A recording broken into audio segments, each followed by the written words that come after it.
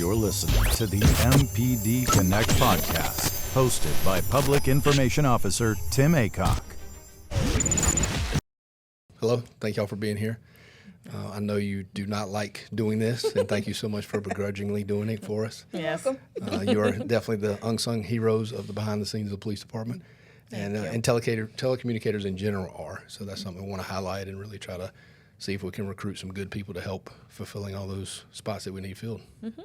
All right, well, thank y'all. Are you good with us? Yes. Sure. Yes. You ready? We will hang in there. All right. Yes.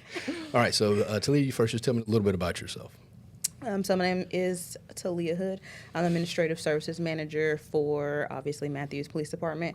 So I'm over records, communications, and I do admin duties for the department. I've been here for almost a decade. Yeah. That's all I got. Brianna, tell me about you. Yes. My name is Brianna Metcalf. I'm the Telecommunications Supervisor. I've been here for about 7 years. And you said our duties or roles? Yeah, just your responsibilities, what your day looks like kind of thing. Yeah. So I'm a working supervisor, so I work along with the telecommunicators. I do the scheduling.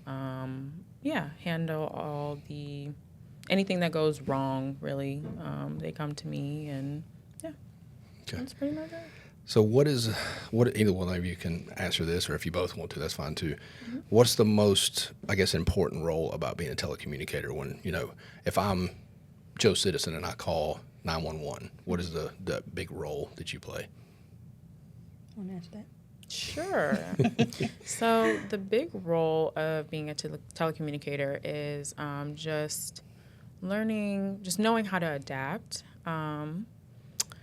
We get calls all the time that we just don't expect. Not being very selfless and taking yourself out of it and helping that person to the best of your abilities while following what you've been trained to do and staying within our policies and procedures. I think the biggest thing is just being selfless and taking yourself out of it. Right. Yeah. So how do you separate yourself from that? Someone could be calling you on their worst day of their life. So how do you handle that, and how do you kind of separate yourself from that trauma? Yeah. I handle what I handle at work, and when I separate myself from it, because there are some calls that do bother me, so I try to turn off as much as I can. I do have to stay accessible because I am the supervisor. However, we have a really good group of people, and they are pretty self-sufficient, and that does allow me to turn off at times. So I can just be home and just spend time with my cat, Jade. She's a great cuddler, and just unplug. Right. Yeah. So Talia, how do you do that? Because what it is, I want to highlight how important y'all's job is, and then of course it is stressful. We need to be real about it, because we want people when they apply and they think about this career to be realistic about it, but to know that there's ways where you can help deal with that stress and kind of be a fulfilling career at the same time, if that makes sense. Right. So it it is stressful twofold. So just as much as we are the lifeline liaison between the citizens and the emergency resources, which in our case is the police department, even sometimes medic and fire, because we will transfer into them, we're very much that lifeline for the officers. So you can get it either way. I think for me, when I'm able to get off, I spend time with my family. Maybe we might go on a trip. Maybe I just want to sleep. Maybe I just want to be in the shower and just not hear anything. I think oftentimes people think that telecommunicators love to talk. Not the case. So a lot of the times in this line of work, once we get home, we don't want to talk. Right. We either want to just scroll meaninglessly on social media or just, find something quiet. Yeah, your thing to kind of disconnect. Yeah, that makes sense. Yeah. So Brianna, what's something that has affected you where you kind of feel like, okay, this is what I'm supposed to be doing? Is there some kind of impactful call that you've had, or one moment, or multiple moments, whatever it may be? Yeah. So one that I can recall is when I was in training and I took a suicide call.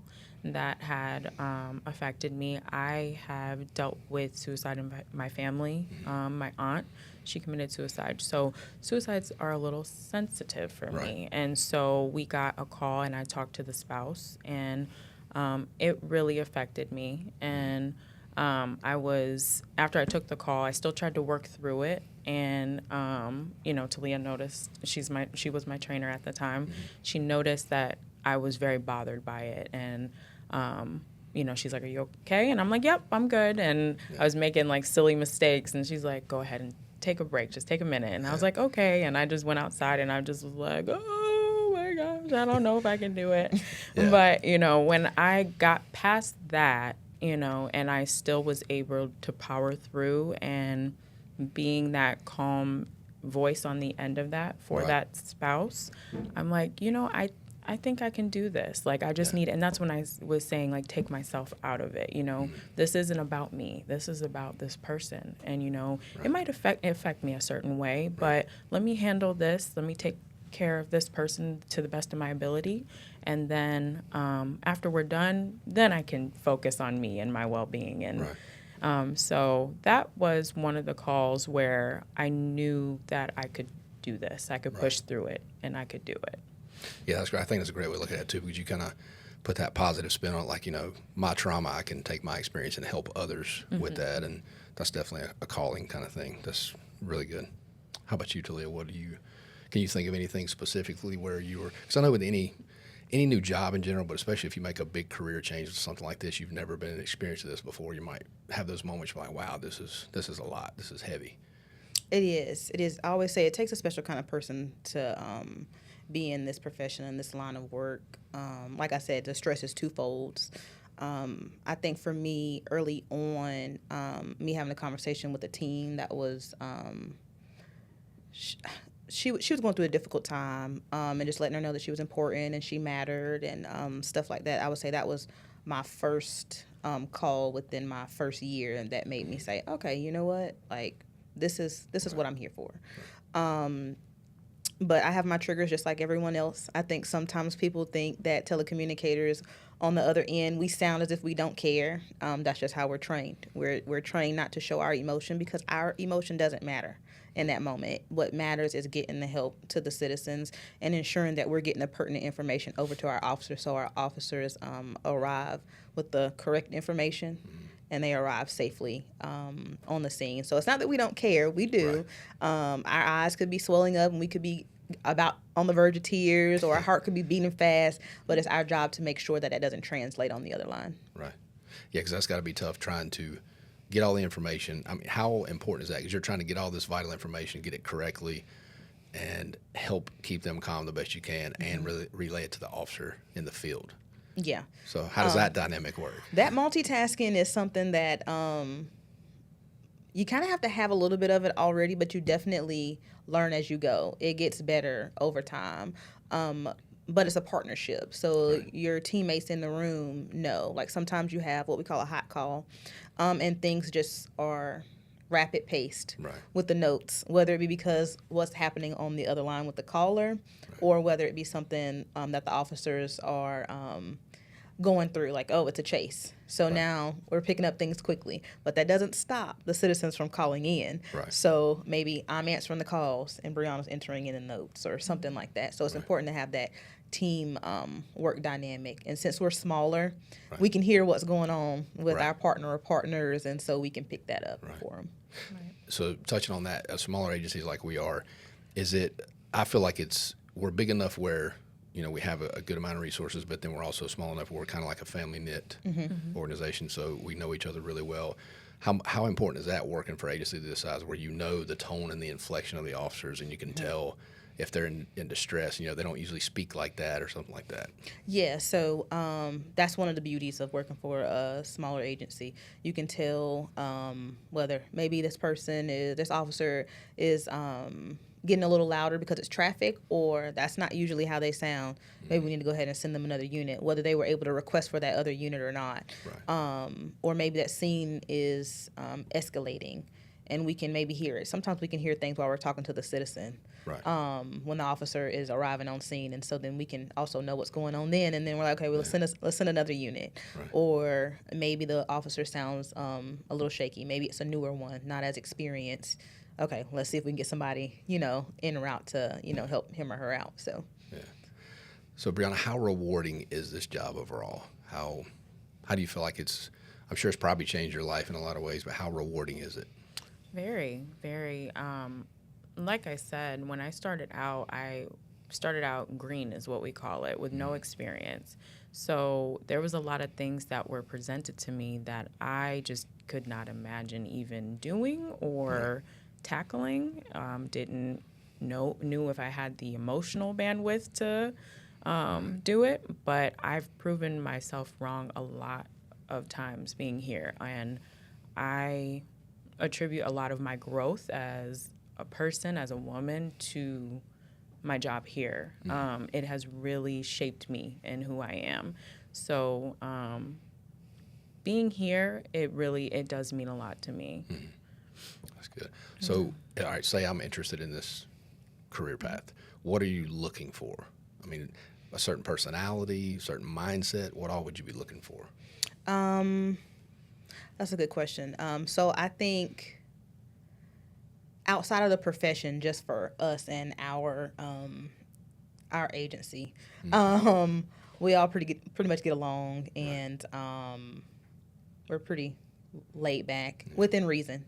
Obviously. And so we're looking for someone that obviously is very adaptable to changes. This profession is ever changing. There's always something new coming down, whether it's new systems, new protocols, training. So somebody that's willing to be able to take that on and handle that, but also someone that has the passion for this. If somebody's coming into this line of work thinking that it's just a job, it is far from it. You have to have the heart and passion to want to do this job, because it's often thankless. So you got to be willing to just say, you know what, I'm not doing this for me. I'm doing this for someone else, whether it's the officers, the citizens, or both. So all right, I'm in this career path. I get hired. I fit in. Everything's going good. How do I look at additional training? Is there ways for me to advance within this career here, or how does that work? So there's always in-service training that we complete, and certifications that we do require that we send our telecommunicators to. And then obviously you have to maintain that as you're employed here. So in terms of movement and moving up, so you come in, you're a telecommunicator, and then you can move into a CTO, which is a communications trainer. And then we have a senior telecommunicator position that you can move into. And then after that, then if those slots are open, since we are smaller, supervisor positions. And then, of course, my position as the manager. Okay. So what made each of you want to be telecommunicators? What point were you at in your life, and what were you doing? And then you're like, wow, I want to try this. So for me, I had just moved here not too long ago. I applied here 2 years after I moved here. So everything was new for me. When I seen telecommunications, I didn't really know what the position fully entailed. Like, I read the description, but I'm like, is it customer service? Is it, what is this? And so then once I got interviewed for it, I still didn't have a full picture of exactly what it was. Like, I knew we answered emergency calls, but I don't know. It just didn't register that this is like dispatch. And so then once I got in, and actually my first day, it was pretty interesting, which is not very common for Matthews, but we had a murder that happened, and they were chasing the suspect around, and they did eventually catch him. But I was like, oh, okay, this is what I'm in for. Yeah. Okay, and so it's got serious fast. Right. Yeah. But I've always been very interested in that kind of work. I do have a bachelor's degree in law enforcement and justice administration, and I knew that I wanted to be in law enforcement, but not an officer. And so I always said, give me like a behind the desk job, or give me something behind the scenes. I and I'm there. Right. I just don't want to be on that front line. Yeah. And so once I fully understood what it entailed, I just was up for the challenge, and I wanted to challenge myself and see if I could do it. Yeah. Very good. Yeah. Talia? So I actually used to do security prior to this, and we would have silent alarms go off at that building. And so my site was actually located in Matthews, and I would have a corporal at the time that would try to recruit me to come and be an officer. And then shortly before I graduated, he came to recruit me again for an officer because one of the cleaners set out the alarm. And at the time, I couldn't go into any type of training that would be combat training because I was pregnant with my daughter. And so he's like, well, we're hiring for dispatch. And so I said, okay. So I looked it up and I applied. That was back when they had paper applications here, and you had to drop them off at town hall. But I knew a little bit about the job, but you don't really know. If you've never been in this line of work, you have no idea what it is really until you get in here. Right. So I seen the movie The Call. That was like a big movie back then, and I was like, oh man, this is cool. Like, I'm gonna help somebody find somebody kidnapped. I'm like, this is amazing. Save the world. Is it like that? Probably not. I mean, it can be a little bit like that, but not quite as fancy. Everybody, we don't always have that fancy stuff, you know. Right. But we do help, and we find things. We can be like little baby detectives. So that was kind of like, oh, this is this is interesting, right. And it was never a dull moment. Right. And that's something that I like. Is not the redundant, boring. Yeah. It's the same thing, you know, all the time. So that was one of the things that excited me about the profession, which also, funny enough, made me nervous when I first got here, whether or not I could handle this. I remember being in the shower crying, like, I don't know if I can do this. Oh, no. And, but I came back the next day. She came right back. Everything was fine. Yes, it was fine. It was fine. I came back the next day. I think everybody has that moment. It's the fear of the unknown. And it's always the shower. Right. It's always the shower. Yeah. It's the breakdown. You cry in the shower. Yeah. Yeah. Yep. Well, I have no comment on that. All right. And I think that's why I really wanted to highlight your division, your area, because your team is the unsung heroes. Like I said, I think when people, obviously, when they look at cops on TV and movies, they think of, the cops that wear blue or whatever. They don't think about the behind the scenes, how important and how vital it is. And there's no way this could be possible without you doing what you do. And it could be a really exciting and rewarding career just as much as ours. Yes. So it really depends on the mindset. Like you said, you knew you didn't want to be a police officer, but you wanted to serve in some capacity. So I think this is perfect for stuff like that. Yeah. So how would I apply? What do I do? So you can go to the Town of Matthews website or the PD website, and then you just click that little button, and then there'll be a apply now under the civilian tab, and then go and put your application in. How long does that process usually last on average? So it's a little difficult coordinating schedules sometimes when we're trying to coordinate interviews. So if I have to give an estimated time, say give it a couple of months, you should hear something either way. I think Human Resources will either let you know you've been invited for an interview or send you a no thank you.